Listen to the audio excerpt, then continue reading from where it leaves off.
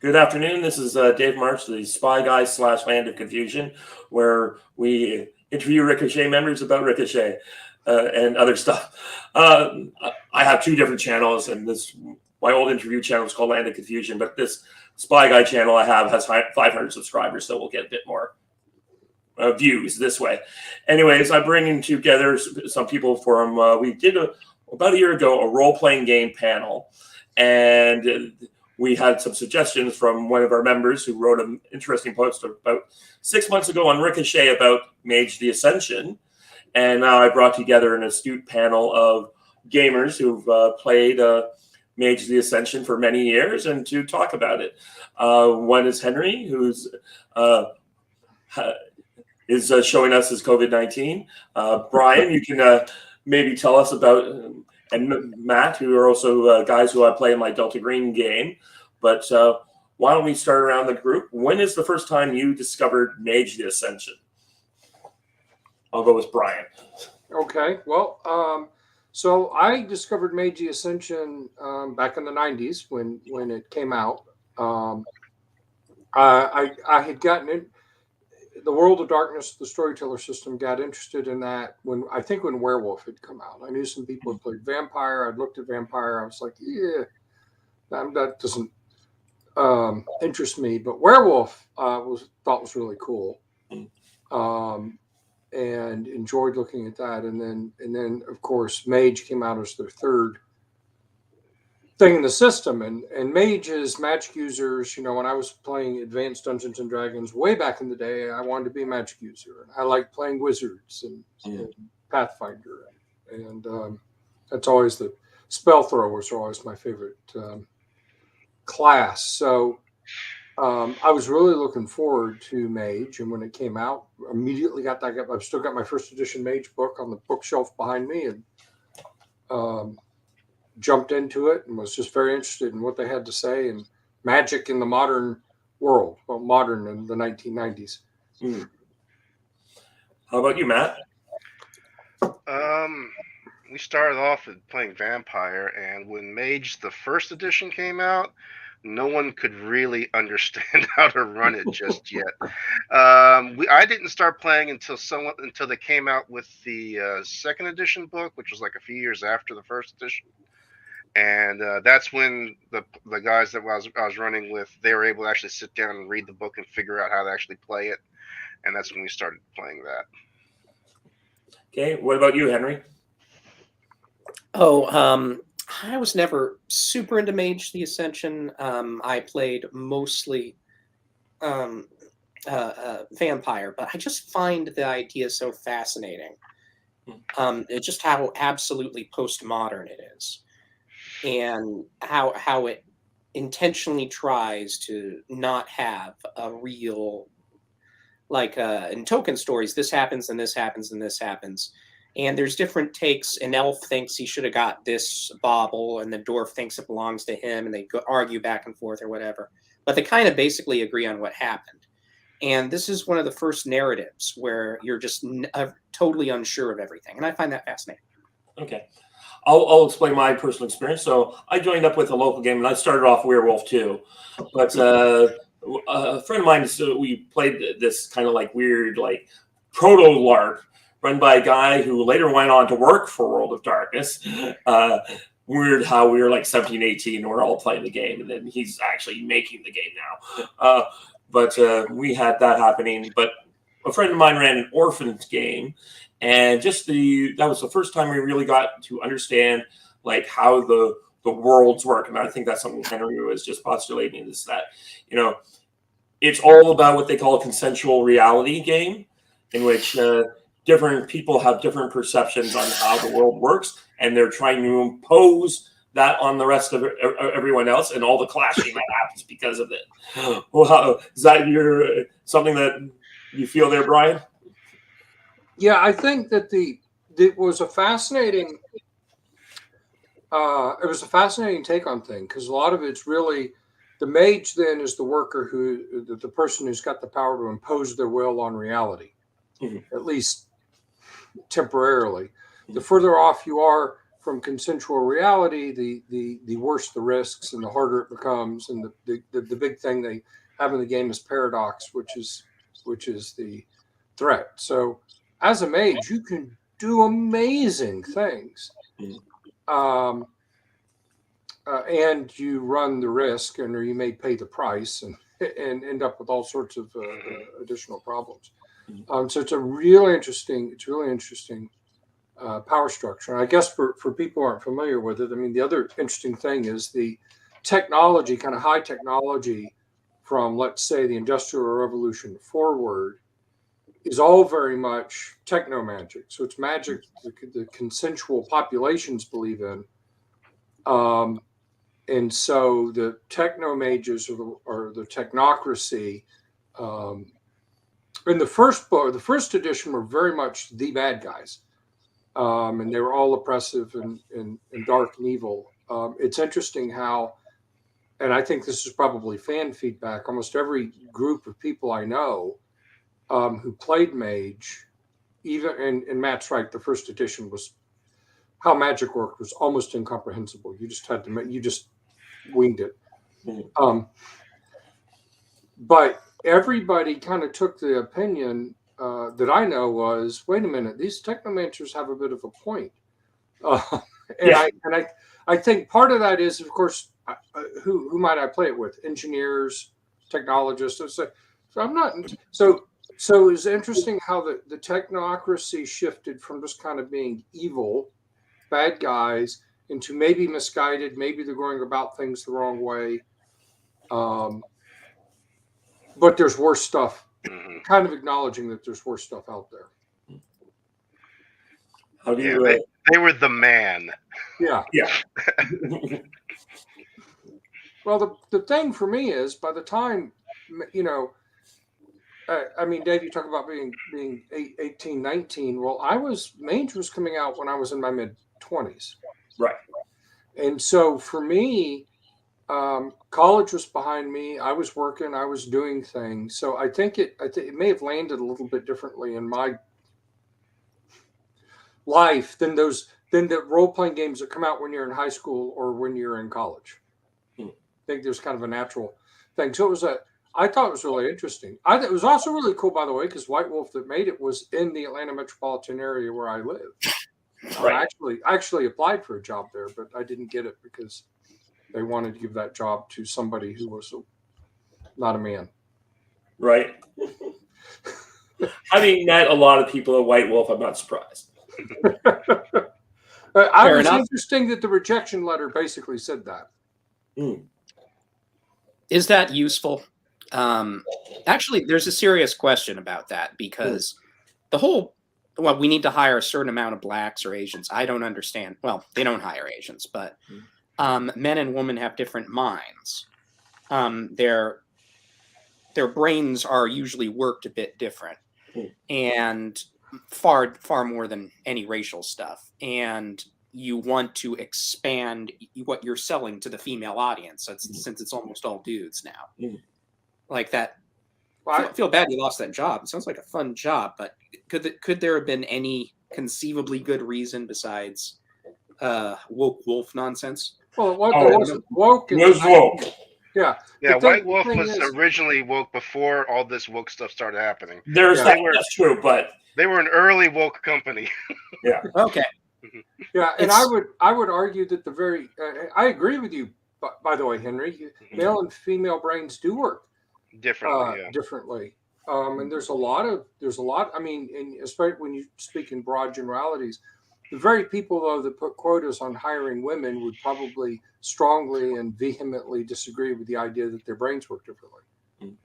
So it's kind of ironic, though it makes. And of course, the job I was going for, would have been helping to produce Wraith. I think I would have done a better job. Yeah.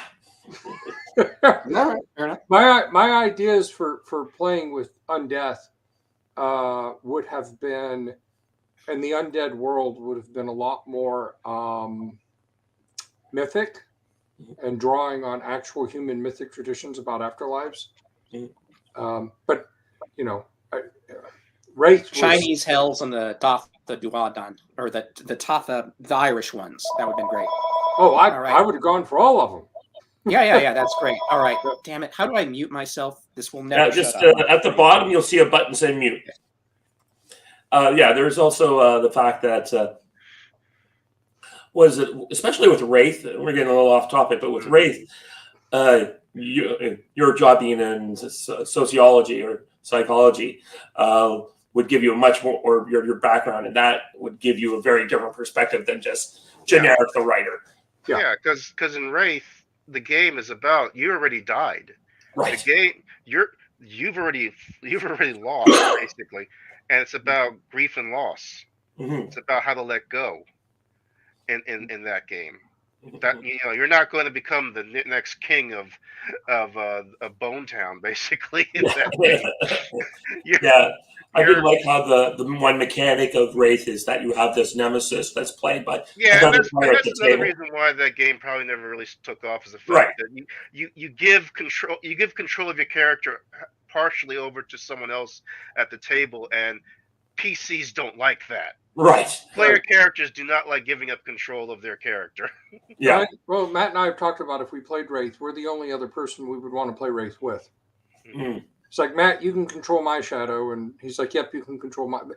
So it'd make for a small group.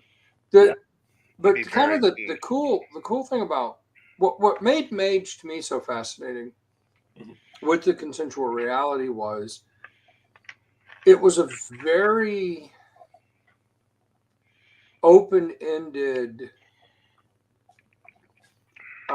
They took a pretty open-ended gaming system and poured about as open-ended a magic system and as you could put into it, and it really required.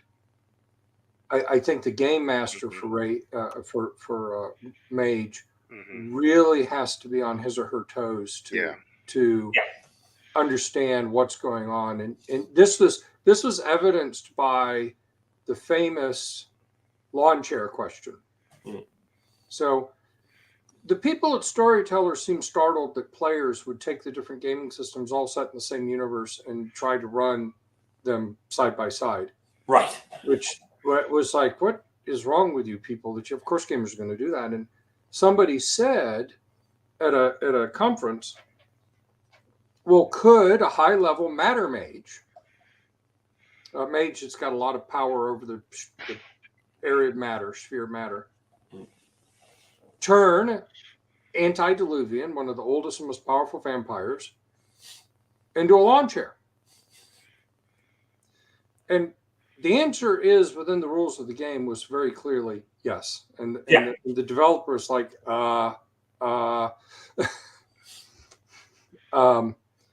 and a vampire was actually easier to turn into a lawn chair because you didn't have to do anything with spirit like you would with a human being. So you could just boom, because the vampire doesn't have one; they're dead, or you didn't have to use life. It was so. That was the sort of thing that mages simultaneously could be the most frightened and weak denizens of the storyteller universe that are awakened. Yeah. And do terrifyingly powerful things. Yeah. Just want to mention we have a guest in the chat, the Orc, who sometimes co-hosts a bunch of other stuff, my other stuff on the show. When I do like movie stuff, he comes on. So hi, Kev. And he's also a gamer. So. And we talked about the consensual reality of the game. Like the 9 traditions, everyone's got their own little special thing of how magic works. This is how magic works because this is how I believe it kind of works, kind of thing. And then you expect all of these people to just hang out in a player group like an MTV Cribs kind of house and get along, when that Order Hermes is not going to like the fact that celestial, or maybe not celestial chorus, but virtual adept does magic, and those two realities are going to butt heads severely. Mm-hmm. Or a Hollow One shows up and starts saying, "Well, it's all BS, man." Yeah. and stuff. It's like, no, this is how does this not fall apart? How do you guys get along? Right. That's why I played a lot more of the Awakening game, and it makes a lot more sense because you're all basically parts of the bureaucracy, and you have to get along because of that. You're all, but that's another game, another stream. But yeah, in Ascension, you do have which in some ways makes for a lot of good conflict between the players. I always thought it was interesting that the Order of Hermes win would suck for everybody, almost everybody else. We want to turn the world back into medieval Europe, where we're all super powerful gods, but everyone else is a bunch of peasants. Like, really think that's going to work with all these other guys you're working with?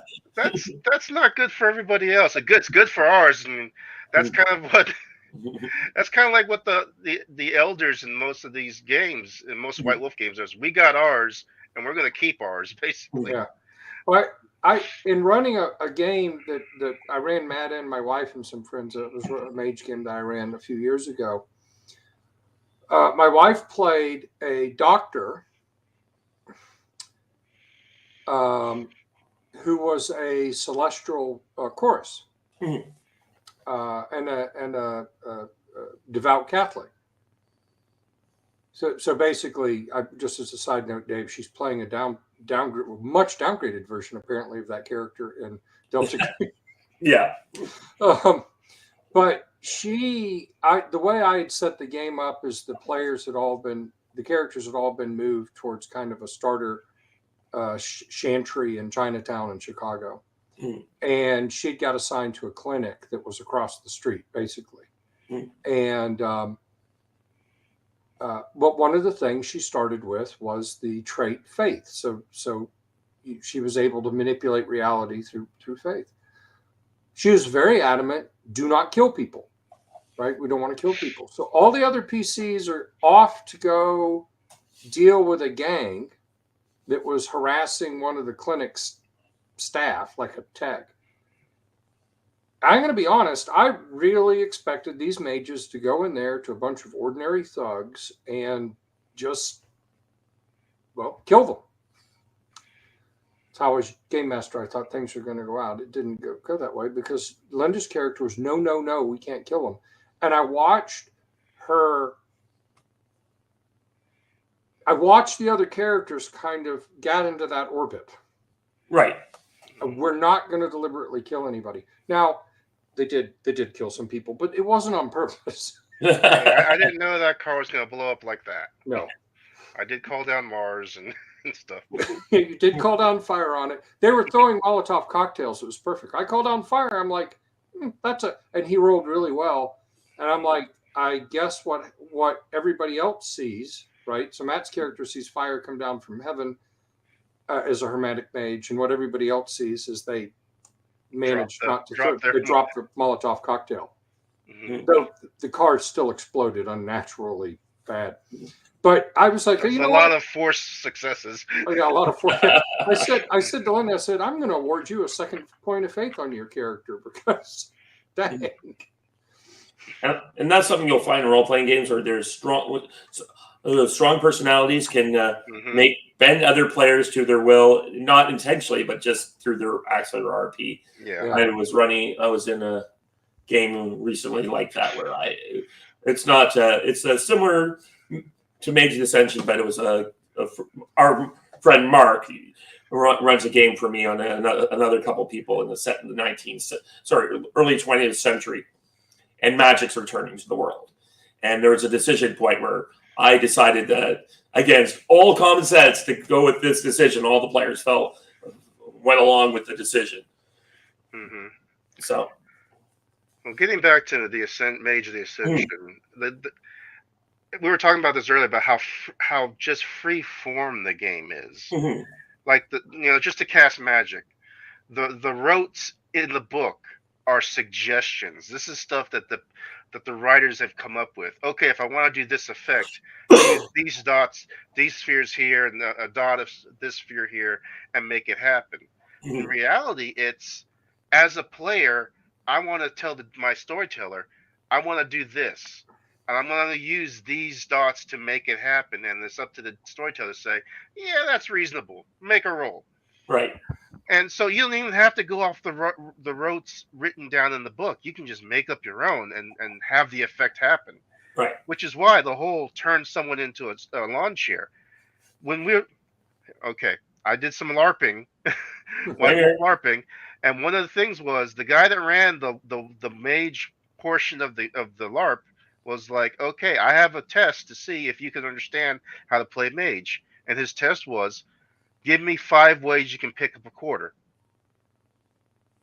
And if one of them doesn't include, I walk over and pick it up, you're not a good mage.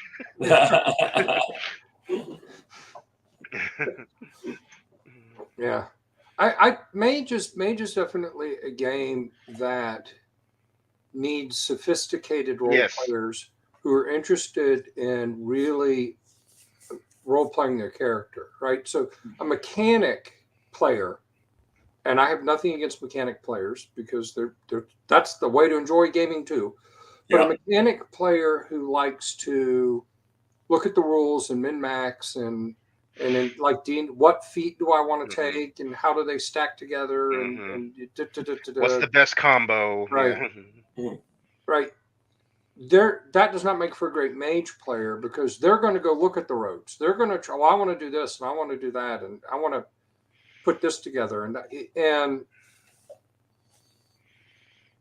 introduce, try to make the game very mechanical, where I think what it needs to have is a good flow. Mm-hmm. Right. I'm all for somebody saying, look, I'm good at matter. I've enchanted my clothes to have some armor against bullets. Okay. You know, I understand that. And here's the thing. We actually played a high-level game where we made the characters. Because there's a supplement. I forget the name of the supplement. But there was a supplement where you can make a character that had six dots in a sphere. Oh, really? Yeah. Whoa, you see your oracles. Yeah. Yeah. You could do that. So we're like, hey, let's do that. And, of course, we're young gaming group. Like, okay, we're going to make our characters and stuff. That game quickly devolved into politicking because it was so freaking dangerous to do anything. when you're trying to do stuff and you're up against other people of that same caliber, you can get erased from existence in no time flat if you do something wrong. So it became very, very cautious. And then in that game. Well, one of the benefits to, as difficult as that can be, the sort of infinite options, part of it is useful because it can sort of make sense. I remember someone threw a fireball when we were in a wooden shack in dry, deserty area, and nothing caught on fire because that's how D&D works. And so there's all sorts of weird stuff that just makes no sense in D&D, and Mage is the opposite of that, where yes, this stuff does catch on fire. Yes, you can heal that specific malady if you try harder. Yes, you have all these spells that you can sort of rejigger to do a different kind of thing. And that's just not doable in other systems.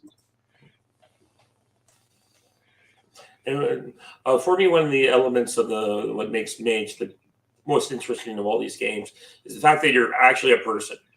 You're not a vampire. You're not a mummy. You're not a werewolf.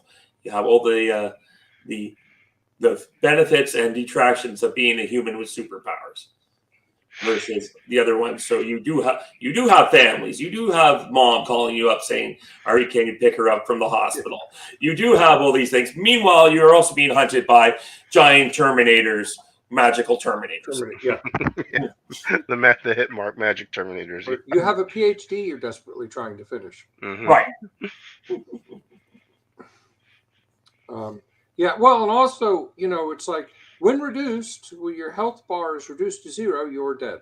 Yeah. Not you're laying there incapacitated, waiting to regenerate, or you just need a bunch of blood and you'll be fine. Does anyone have life spheres? Nope. Yeah. Oh, we're all screwed then. Yep. Yeah, it does make it. It does make it. It definitely adds to the excitement of things.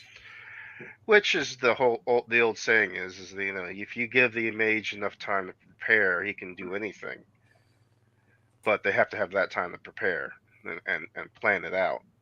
You can't just react like in Vampire or Werewolf, where you just something happens and it's like boom, flurry of violence and everything's solved. If that happens in Mage, flurry of violence and there's a dead mage. Yeah. Well, in the floor, or I won, but now I have a paradox backlash. Now Yeah. horns growing out of my head, or I've attracted the attention of. It's kind of like Gandalf in Lord of the Rings. In that respect, like Gandalf in Lord of the Rings. Hmm. Now for any that can tell, I have said Gandalf is here, and I don't want to have T-1000s coming after me, or whatever it is that I've done. And of course, if you're running a technocracy game where in theory the T-1000s work for you, much worse things may be coming after you. Right. Yeah, some H.P. Lovecraft stuff starts coming out of the walls. And I could easily see running a mage game or a technocracy game where you're primarily fighting werewolf opponents. Right. Which I don't want to do as a technomancer. Yeah. So. But they got the cool guns though. Which may come out of your arm. That's why they're the cool guns. You were talking about your wife and that cabal that she was in. Yeah. Let me guess, there was no euthanatos in that particular group. No. That would be an interesting. Those who don't know Mage, euthanatos is like the mage is most responsible for death, and they're the primary. Their primary sphere is entropy. Yeah. So we had an Order Hermes that Matt was playing. Let's see, a virtual adept, a daughter of ether. Yep. A virtual adept very interested in Bitcoin. Oh, okay. Imagine that late. Okay. Yeah. Who was a master of it? Actually, he put his dots in entropy. He would that game kept going on. He was eventually going to get into trouble for rigging the lottery enough. And of Ravenna. Okay. There's a lot of tension there though, because he really leaned into the whole Ravenna being against the Celestial Chorus and the Catholic Church in particular. Oh, okay, really? Mm-hmm. Yeah. Just Ravenna just not liking technology, or. No, he was strongly kind of religion and Catholicism in particular. Mm. So he did not get along well with my wife's character. And it's one of those things you're like, you understand this is a game where we're trying to get along, right? Because there's a certain bit of metagaming involved in any player party, but hey, sometimes that happens in player groups. Yeah, I had a little bit of that with when I wanted to play a technocracy character. I couldn't do it though, so I played. I think it was the Orders of Hermes, and another guy was playing the Spirit Speakers, and he was entirely captured by the cult of the what was the thing by Rousseau, the Noble Savage, and the Dream Speaker. So he didn't read the book or anything, but he just assumed from music and television or whatever that nothing ever wrong happened in indigenous cultures. And I sounded like a technomancer, and I was like, look, there's all this disease, there's all this rape, there's all this war, and we should try to improve on society. And he was like, oh, pure natural. And the DM just sort of ignored that. So but yeah, there can be genuine conflict emerging from people's real world beliefs. Mm. Well, a lot of people believe that. I just saw an article the other day that said, the Yanomono were a nice, peaceful, wonderful people up until they encountered technological civilization. It's like, no. you get wives as Yanamono by kidnapping them from another tribe. Which is Sounds pretty like the neat. Irish. Yeah, or the Vikings, Just, or the Romans, or the Mongolians, or so on. So, yeah, I think now so far actually I've never gotten to play Mage. I've only gotten to run Mage. Oh, really? Okay. Yeah. So now I will say this: Linda's character in that game was very much. I wouldn't have done a doctor, but it was very similar to the Celestial Course concept I had. So I got to see that concept get played, and I felt good about that. If I get to play now, what I'd really like to do is one of the oh dear, I forget what they're called. The martial arts guys. Akashic Brotherhood. Yeah, it'd be cool to do one of them.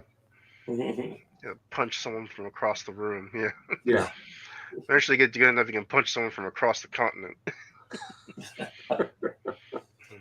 For me, I guess we lost Henry for a bit. Maybe we'll see when he gets back.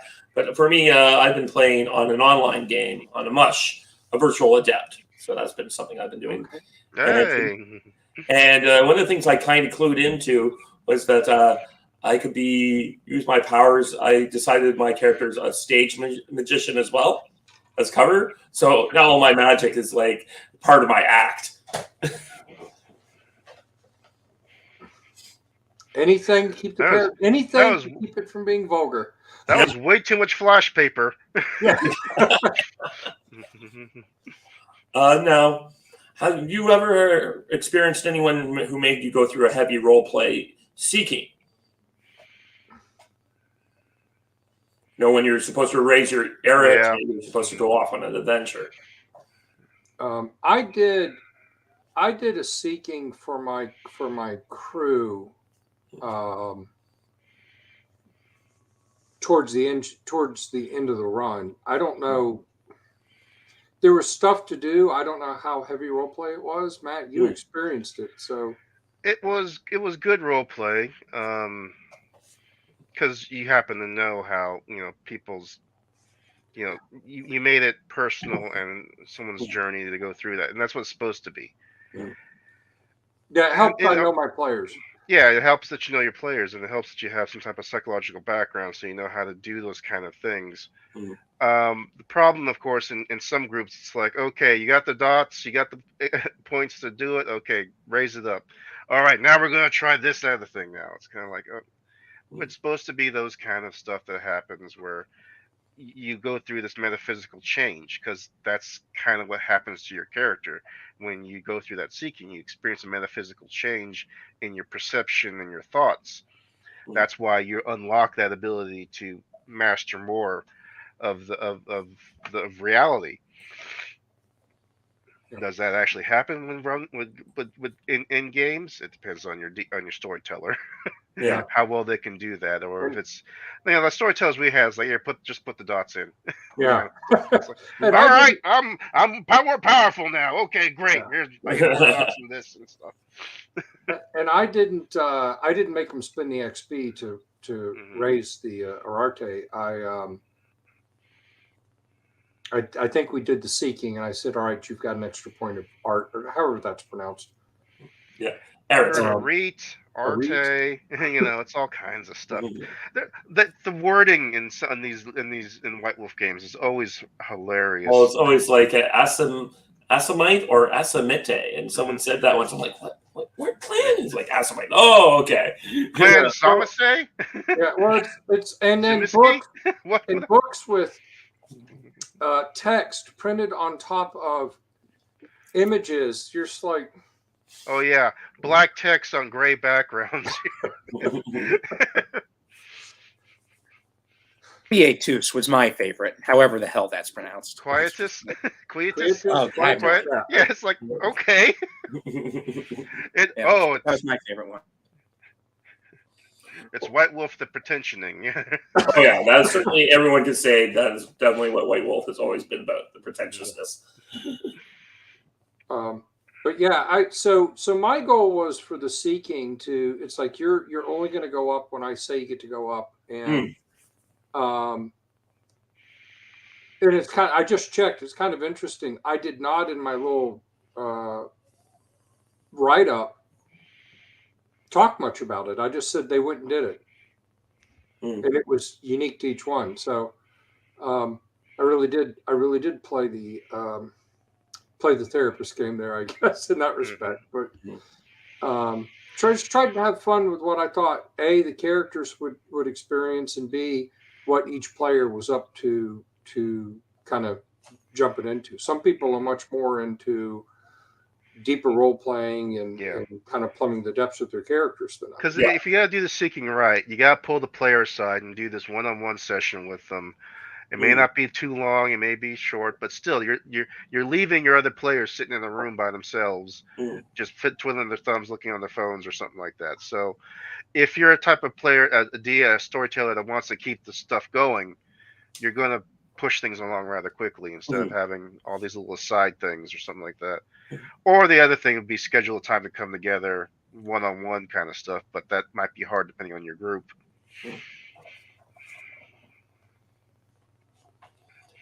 How about you, Henry? Any experiences with the Seekings? The Seekings, no, not so much. No, sorry, I dropped out there for a while. Yeah, not so much with the Seekings. But yeah, I agree. You always want to push the story forward. Always make it interesting. Never be boring. That's just always a good thing in any art, really. Maybe not with some Russian stuff, but even then, I don't think the Russian literature is boring. But that's just no. The literature that I found boring was German. Kant, a few of the other guys like that, Hegel. I just skipped through and had someone explain it to me. I was just like, my understanding that some people who have read Kant say, "I've read this all." Don't. Save yourself some time and effort. Yeah, it's my job to know this, and I hate it. Well, don't go do it to yourself. But so. How about avatars? Did you ever have really interesting interactions with avatar mechanic? Well, probably my favorite clever avatar was our virtual adept in our game. Was a primal spirit.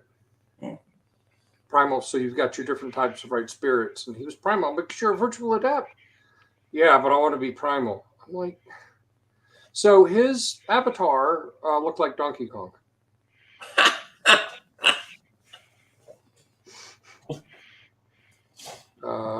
So I kind of like that. I think Linda's avatar looked like her aunt that had raised her, which I seemed kind of normal stuff. I can't remember. Matt, was yours like a? It was a knight. A knight, yeah. But you said, "Can my avatar look?" You came to the table ready to go. Yeah, because I was one of the few people in that game that actually played it before, so I knew what to set up and bring the. Especially you as a new storyteller. I was like, here, let me just help you. Yeah. Give you all the stuff already. My avatar was a Greek guy dressed up as, is to be considered offensive now or cultural appropriation, dressed up as Zhuge Liang, the great Chinese. He's supposedly the guy who made a very effective crossbow, and he made a great engineer and strategist, and also a weird mystic. So, him, it was all about understanding things and getting to the heart of how things work. If you understand how, I couldn't do a technocracy guy, so I did the next best thing. So I made, something like a Pythagorean. Weren't the Pythagoreans basically mystics who studied math? That seems to be what my understanding, yeah. Which is kind of like the start of the Order of Reason in the game. That kind of history of figuring out the math that affects the universe and reality. That's kind of their foundings are in. And I should have mentioned this. I should have asked this before. I'm sorry, but is math? I just always assumed math was real always, and in some weird way, numbers kind of exist, even though they're theoretical. But in Mage the Ascension, if you have enough will, can 1 + 1 = 3? Or is that never go? It will never. It would never happen for my character. It'll never happen for a technocrat or quite a lot. Depending on the Horizon realm, I think yes, in the Horizon realm you could find that. Okay. I think trying to make that happen in the real world would risk some really significant paradox. Yeah, that's a good idea. I mean, that makes sense.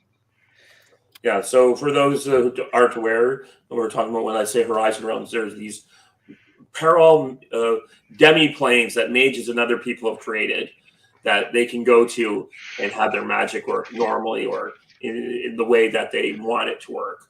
And depending on the realm. Depending on the realm, yeah. This is key to an Order of Hermes realm. Their magic works great. Your Order of Hermes guy is going to have a bad day. Yeah. The Dream Speaker realm is going to be totally different from the Cult of Ecstasy. That would be a trippy place to be. Oh yeah, that sounds like a good day or week. You know, one of the things I've always wanted to do, I always wanted to play a game with a Native American, and the idea was that the Ghost Dance. I think it's one of those. You ever like talk about campaigns and you actually go into detailed lore and then you never ever play it? Yeah, I've done that where I've done. Yeah, I have. I know. Usually, what ended up happening, I do actually run it, but yeah, that's definitely. I'm there with you. I have so many different campaign games ideas that I want to run, go through my head that I haven't run.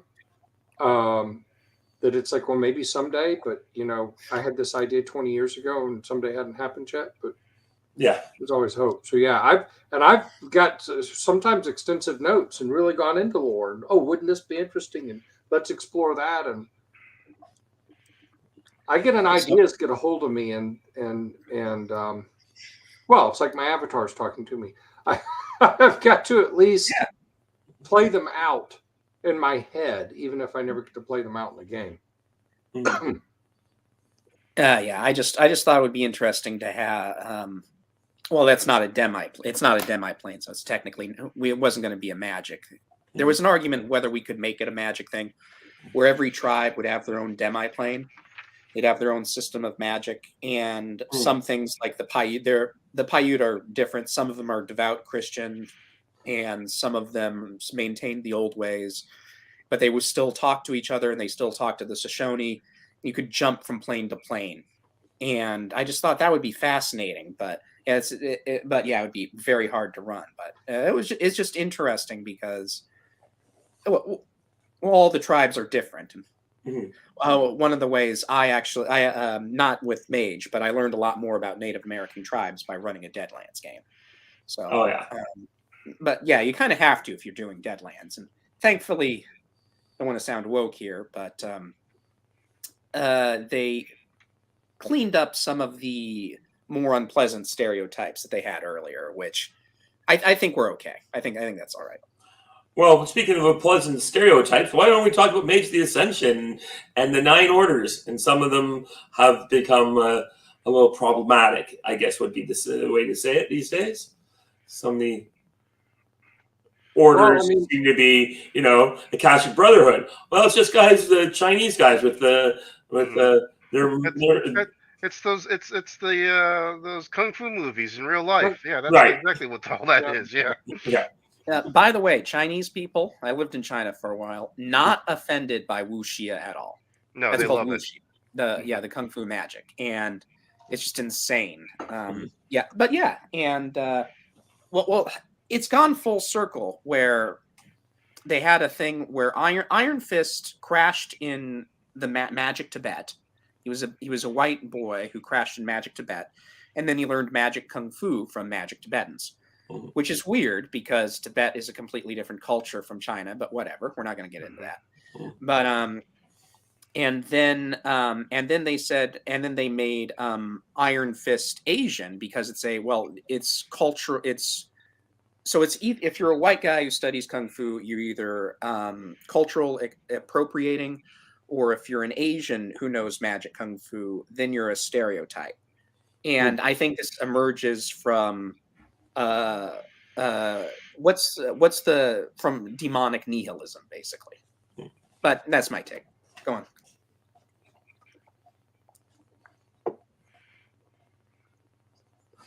What about the rest? Go ahead. You have the Sons of Ether. Yeah. Is the name of the group, the Sons of Ether. So I guess that can it's all Tesla coils and Frankenstein monsters. Yeah. Mm-hmm. And Verbena are witches sacrificing children in the middle of the night to the moon and stuff like that. Yeah. Celeste, what is it? Cult of Ecstasy. They're all high. They're all on drugs or getting laid or screwing. They're screwing while they're high on drugs. Yeah. Dream speakers are all the Native American stuff, and as soon as they're out of the tribal people, as soon as they're out of the way, why'd they get involved with us in the first place, kind of stuff. That's the attitude. Order Hermes, they're old Gandalf wanting to be able to cast Fireball again. Yeah. House to Tennis, by the way. That's them. Let's see. Virtual Adepts, they're the edgy hacker, elite hacker boys. Yeah. For the 1990s. Yeah, the 1990s hackers. Cutting edge technology that, isn't even a cell phone. With their trinary computers. Dude,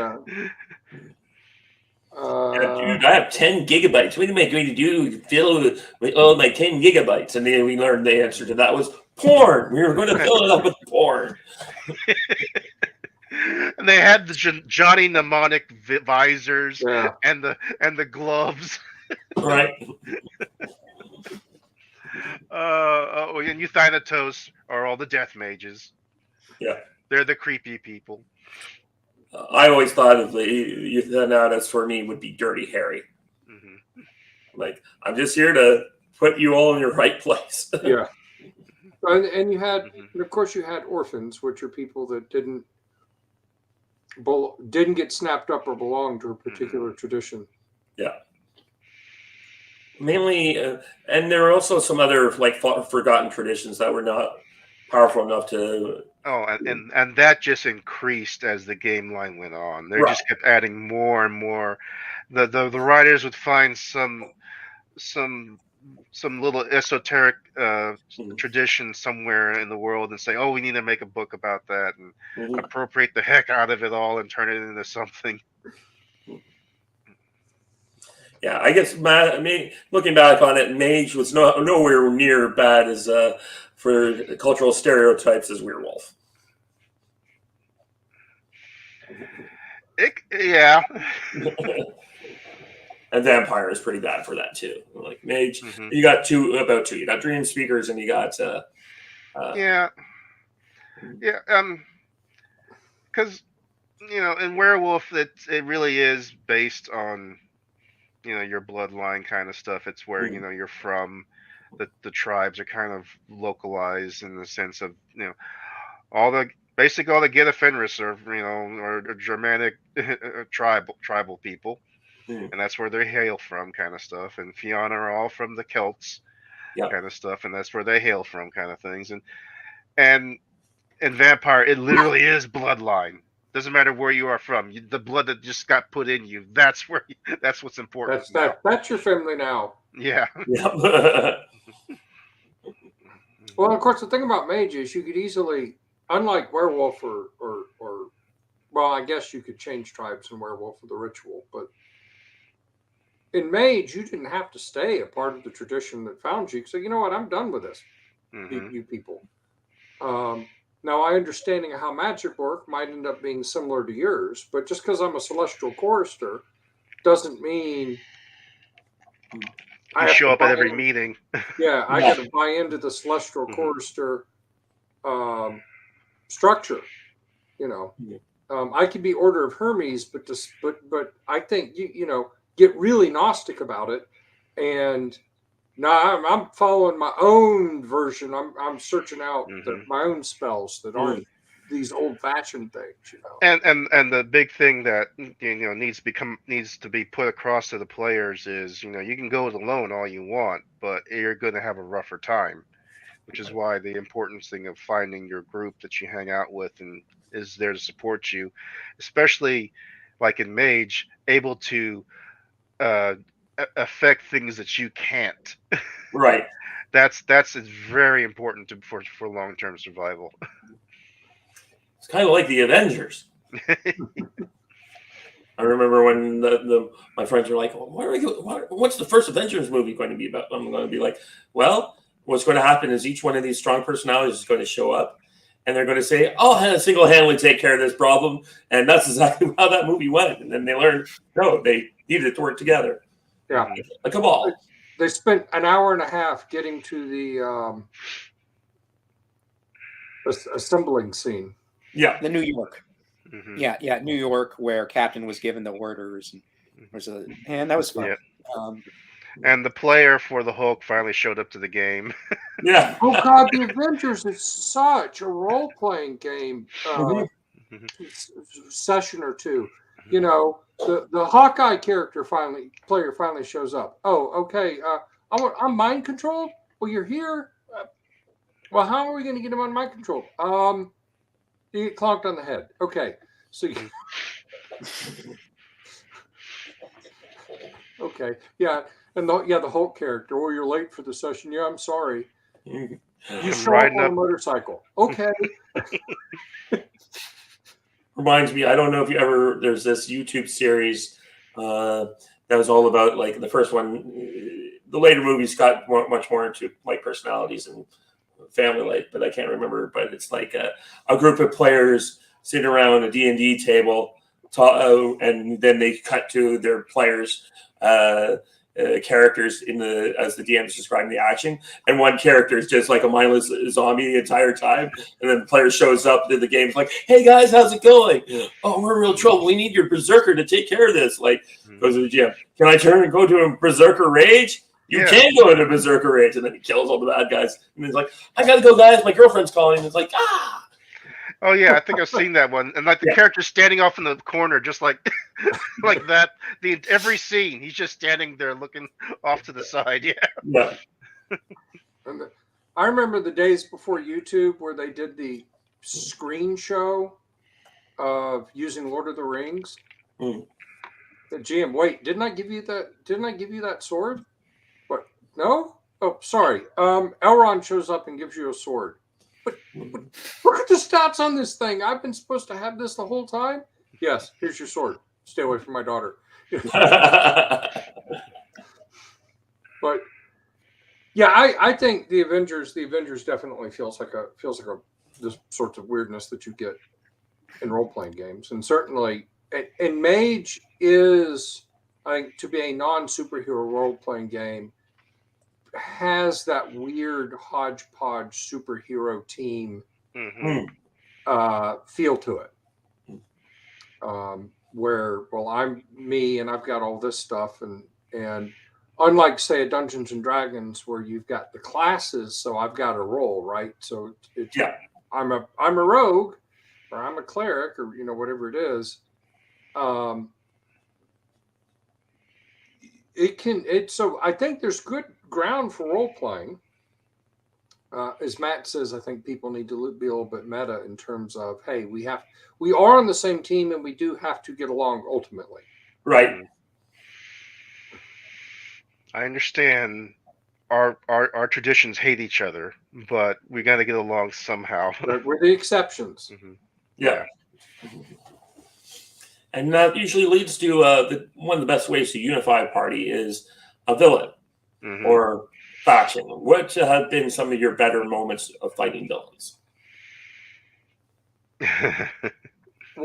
Or antagonists? Well, my favorite, it wasn't a villain. It did not end up being a villain fight, but my favorite villain or bad guy encounter was the players needed to retrieve an item from a museum that was driving people crazy. Oh, almost like I like Call of Cthulhu as a game. Anyway, Yeah. So they're breaking into a museum in the middle of the night. What they didn't know is the local vampires in Chicago who like art because they don't get anything else that they can get pleasure out of other than feeding, had dominated the security guards, and the museum was closed, and they were having an all vampire, art tours. So They're having a little gala in the room. Yeah. There. We came around the corner, and we're all like, "Uh-oh, we're gonna back out. Maybe they don't see us." Somebody botched a stealth roll. Mm-hmm. And of course, they're like, we're not ready to fight vampires. And of course, they were right to leave. I hadn't really statted them, but they would have been the most powerful vampires in the city enjoying art. So it's like, you guys are all low-powered mages. You're so dead. And then, of course, one of the group kept going out and partying all night. Our Verbana kept going out and partying in clubs. Specifically, that one club in Chicago that the vampires hang out in. Right. And of course, his blood kind of started screaming for attention. Yeah. Yeah. So he got attacked by them. So I kind of had fun using kind of the other World of Darkness entities as vampires. With Matt's character, who knows them, who is the Order of Hermes, knew the most about it because he actually had a mentor. Who helped train me about all those kind of things. I'm like, oh, we need to go. Yeah. So, combat is, you run your players through, and you're playing, and you do your crazy stuff, and you run across. Hit marks are hit marks. You're fighting Terminators, and that's kind of mundane thing. It's not mundane. It's horrifying and terrifying and dangerous. But the scary thing is when you're fighting like Nefandi or Marauders. Now, Nefandi are mages that have given up their abilities to serve some type of outer thing. And Marauders are the ones that have gone crazy, and their reality is all there is to them now, and they're going to enforce it upon the world. And they're immune to paradox. Yeah. Right. The Nefandi, at least, are not immune to paradox. Yeah.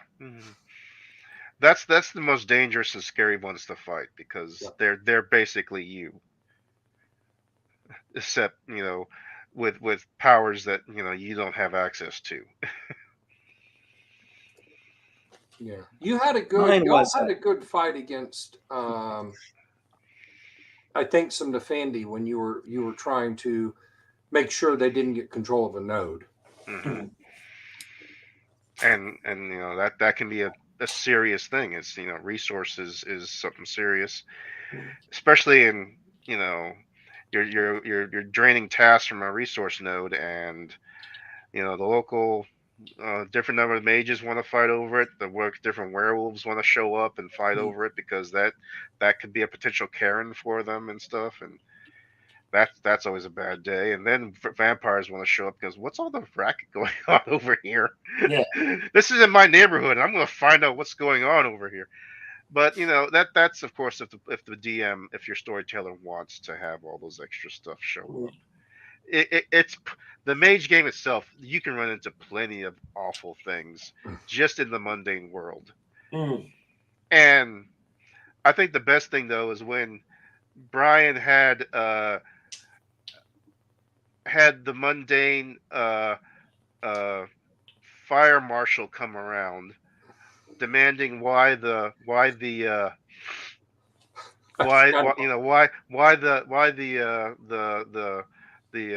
clinic we were running wasn't up to code and stuff like that. And finally my character went, I'm going to use the power of money to make the problem go away. Right. Because the players were all getting ready to use magic, right? Can we do this? Can we do that? And I gave up a dot of resources to go, okay, here. What do I need to what? Because this is Chicago now, so it's like, Yeah. so who do I need to donate to? You got Chicago in the World of Darkness, which Yeah. is scary. I did have one where y'all of the fun fight where the mages had kidnapped the girl who was a Garu, a werewolf, getting ready to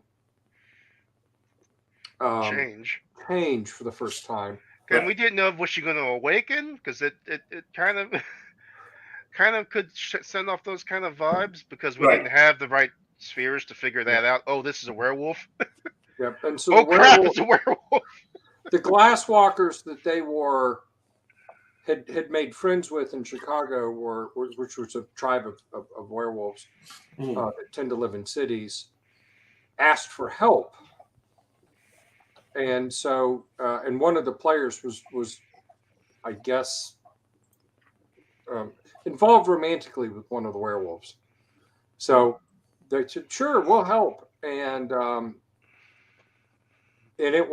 that was fun, because it was evil mages that they were fighting against, and that was some pretty scary stuff for y'all. I remember that being touch and go. I'm like, well, it is World of Darkness. I may kill a player or a player character. I kill a lot of player characters. What are you talking about? TPK. It was they went in, because one of the magical things that happened going down the stairs is the entire when they stepped on the stairs, the entire stairs turned to silver. Like, oh, well, this would have been bad for our werewolf companion. Yeah. Henry, you wanted to say something there? Oh, I actually have an opposite story of all of that. Everyone was scared and running away. In one game. That's smart. That's a smart game. Yeah, in one game, we unleashed the end of the world. And, the sky was literally falling. And where was it? It was in London. Yeah, it was in London. And everything was about to, reality was about to break. Voids were going to come out. Death and despair, all of that. Cthulhu would get all tentacly and, stall the fish monsters, all that stuff. And we were a bunch of mages who had to figure it out, and that sort of united everybody. So, the dreams, you need the dream speaker, and he needs the Order of Hermes guy, so you got along. But we always tried to run away or hide from monsters all the time, and just because it was a TPK in the other game we were playing, so when we played this game, everyone was it was just the inverse of I go see the monster, I kill the monster. It was like an anti-D&D game, and which is actually kind of interesting. There's a whole subgenre of horror games where all you do is run away from the monster. They're more in video games, but they're also in RPGs as well. Yeah, so we did one of those. Okay. Yeah. Well, it makes sense because you can die easily. I mean, it's fundamentally different than werewolf, where your job is to go fight the monsters and kill them. I mean, literally, you're fighting evil. That's physical, evil, dangerous, destructive stuff. And in Mage, it's like, well, it's a lot of, do we really need to have this fight? Yeah. And as soon as I use magic, I'm gonna have to roll some dice, and bad. It's a fundamentally different way of casting magic than it is in Dungeons and Dragons. I mean, for the most part, in Dungeons and Dragons, I cast a spell, I know exactly what's going to happen. Yeah, in Mage, even at quote unquote low level, the game doesn't really have levels per se, but even at low level, I can do some pretty amazing things. But there's that risk. Right. And that kind of is a different focus in the game, like you're talking about. Like in Werewolf, there's a threat, there's an ongoing stuff that's going on. In Mage, there is that sense of I could take part in the reality war and try to awaken the sleepers and stuff like that, or I could just go off and do my own thing and worry and ascend on my own, and that's totally fine too. In werewolf, you're part of it. You gotta go fight because world's gonna end if you don't. Yeah. There's that one realm in Werewolf where you go basically for the final battle where all the werewolves who've given up fighting and to prevent the apocalypse show up and just sit there. They're like, "Yeah, we're here for the final battle. We're done." Mm-hmm. Just waiting. Mm-hmm. Yeah. Yeah, that's fascinating. I had some point about. Oh yeah, for those of you who are listening, and maybe you haven't played Mage, and you're trying to figure out what it's about. Imagine if every character had that wild sorcerer table, where if you roll the wrong way, you fireball your own opponents, or you shrink, or just weird stuff happens. You're never really sure what your magical effect is going to be. I'm pretty sure 99 times out of 100, this is going to work this way. And the other one time, you're going to roll badly. Mm-hmm. And then Paradox is going to. Yeah, it's because the pizza delivery boy came around the corner right when you were doing it. Right. And everything blows up on you. Yeah, exactly. Mm-hmm. That's the thing with Mage. It's urban fantasy, gothic punk kind of game setting. Mm-hmm. Yeah, but it's fun, and it really the system lets you be very creative with what it is that you're going to do. To me, part of the issue of challenge of playing a Technomage is, of course, the Technomancers aren't really allowed to use magic that's reality breaking because they're trying to operate within the consensual reality. So a Technomancer simply cannot throw a fireball. No. Now they have a device. They can have a flamethrower that is very much like it. They have to play within the rules of what the modern day folks think is possible. Yeah, and that's a create some additional interesting limitations with them. Well, we're getting into an hour here, so I'm just going to give up one kind of wrap up question to the panel. Mage and much in the World of Darkness actually gives us kind of more questions of existential nature, and that's what the mechanics are trying to do. What do you think is the takeaway from Mage of an existential question kind of thing? Like the vampires always is God real? In the end, we're all descended from Cain. Is that really true? I find that often a question in vampire. What do you think of something like that in Mage? I think Mage is about. I think they talk about this too in some of the books. Is about hubris. Is about, what if I actually had the power to affect things and change the world? What would the repercussions be if I did, and what would the repercussions be if I didn't? That's the kind of questions that Mage runs into. Yeah, I can agree with that because that's kind of what the technocracy has done. They've decided that they want the world to look a certain way, and whatever has the consequences of that being. And that's the same thing with all those traditions, that they want the world to look like what they want it to look like, and what will the consequences of that action be too. Yeah, and I think for the individual players, the individual characters what is you're constantly asking you to think about the consequences of your actions, and that's built in the mechanics of the game. So you very much, it's very much the anti-murder hobo game, right? Very much the anti-Dungeons and Dragons, right? Yeah, you're not just slinging spells willy-nilly. I think it's about how humans fundamentally can't agree about stuff. And maybe it's just because I've been on Ricochet, and there's that. You just can't disagree. You can't agree you can't agree on some certain things. There's always inevitably going to be that conflict.